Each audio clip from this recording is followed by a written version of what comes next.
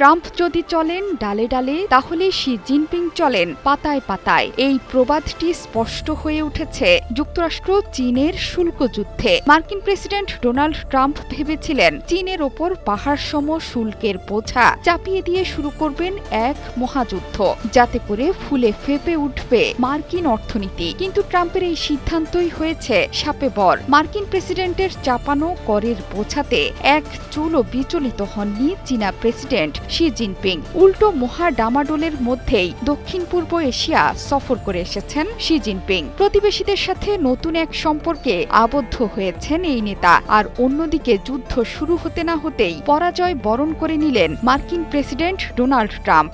এরই মধ্যে চীনের সাথে বাণিজ্য যুদ্ধ বন্ধের ইঙ্গিত দিয়ে দিয়েছেন মার্কিন প্রেসিডেন্ট।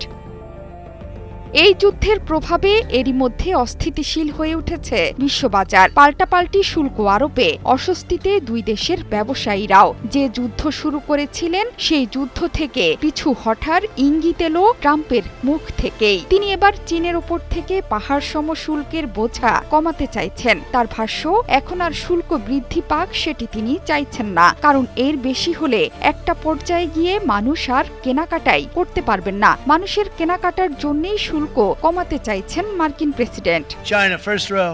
China, 67%. That's tariff. চলতি মাসের শুরুতে বিশ্বের বিভিন্ন দেশের পণ্যের উপর উচ্চ হারে পাল্টা শুল্ক আরোপ করেন ট্রাম্প। পরে 90 দিনের জন্য সেই শুল্ক স্থগিত হলেও ছাড় পায়নি চীন। দেশটির ওপর ধাপে ধাপে শুল্ক বাড়িয়ে 145% করেন ট্রাম্প। পাল্টা জবাবে চীন ও মার্কিন পণ্যের উপর শুল্ক বাড়িয়ে 125% করে।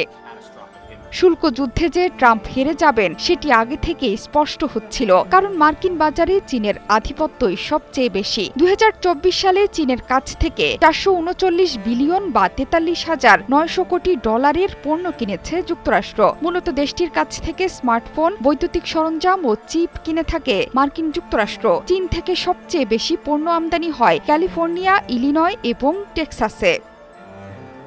অন্যদিকে যুক্তরাষ্ট্র থেকেও বেশ কিছু গুরুত্বপূর্ণ পণ্য আমদানি করে চীন। 2024 সালে যুক্তরাষ্ট্র চীনের কাছে 143.5 বিলিয়ন বা 14,350 কোটি ডলারের পণ্য বিক্রি করেছে। বিক্রি করা পণ্যের মধ্যে আছে খনিজ তেল, তেলবীজ, যন্ত্র এবং বিমান। আর চীনের কাছে যুক্তরাষ্ট্র সবচেয়ে বেশি বিক্রি করেছে সয়াবিন। তবে যুক্তরাষ্ট্রই সবচেয়ে বেশি নির্ভরশীল চীনের ওপর। চীন থেকে পণ্য আমদানি বন্ধ হলে মার্কিন বাজারে হাহাকার তৈরি হবে, যা যুক্তরাষ্ট্রের অর্থনীতির জন্য ডেকে আনবে অশনি সংকেত।